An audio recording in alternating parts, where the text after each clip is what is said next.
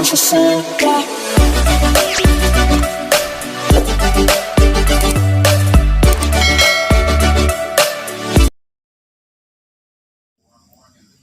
Bismillahirrahmanirrahim. Assalamualaikum warahmatullahi wabarakatuh.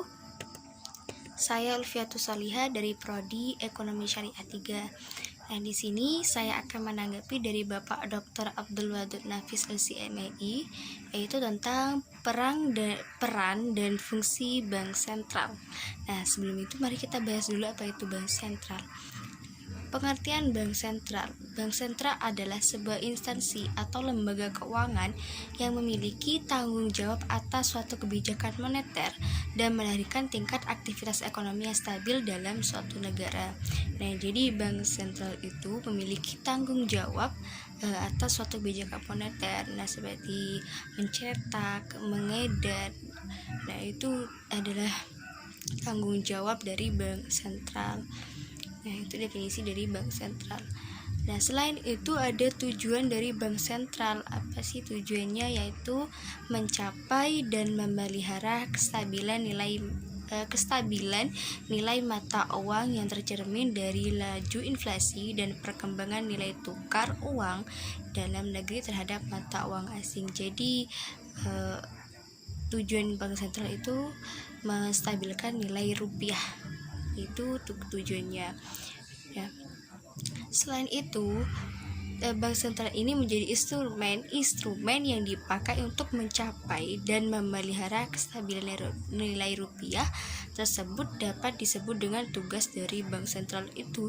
Jadi selain menjadi tujuan, bank sentral ini juga disebut tugas dari bank sentral untuk memelihara, mencapai dan memelihara kestabilan nilai mata uang. Nah, itu tujuannya bank sentral dan juga sekaligus menjadi tugas dari bank sentral itu sendiri. Selain itu juga ada tugas bank sentral berkaitan dengan pemerintah. Yang pertama yaitu penyediaan kredit terhadap pemerintah. Jadi penyediaan kredit, penyediaan uang terhadap pemerintah kepada bank-bank pemerintah dan gitu. Yang kedua, mengatur kasnya pemerintah.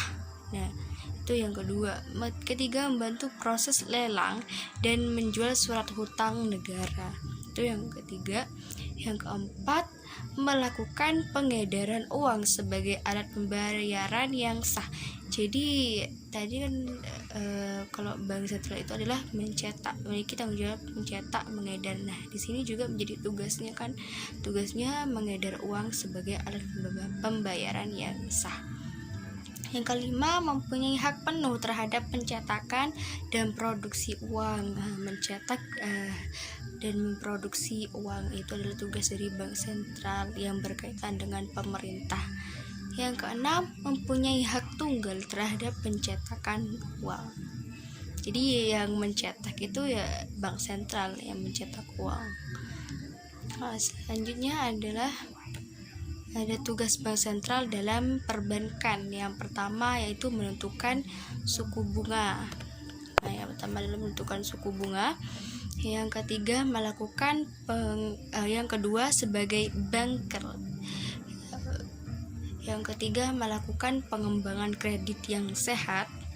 Maksudnya kredit yang sehat itu yang berjalan dengan baik. Yang keempat melakukan pembinaan semua bank yang ada. Jadi tugas bank sentral dalam perbankan, maksudnya dalam bank-bank di bawah naungannya itu sebagai pembinaan, mengawasi bank-bank yang ada di bawah naungannya gitu. Yang kelima, melakukan peraturan, pengontrolan dan perluasan jaringan serta lintas pembayaran. Yang keenam, melakukan support dan mendorong masyarakat untuk menjalankan usaha yang produktif. Nah, itu tugas bank sentral dalam perbankan.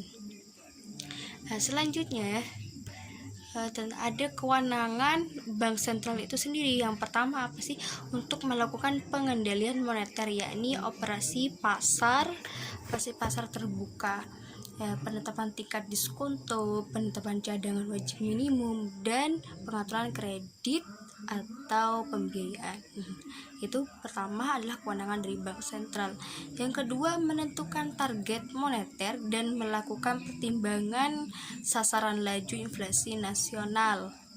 Yang ketiga, melakukan pengontrolan kebijakan yang berhubungan dengan keuangan. Nah, kebijakan keuangan yang dimaksud itu apa sih? Ya, yaitu pertama penerapan kebijakan diskonto, yang kedua penerapan cadangan wajib minimum, yang ketiga pengontrolan pembiayaan dan kredit. Nah, itu adalah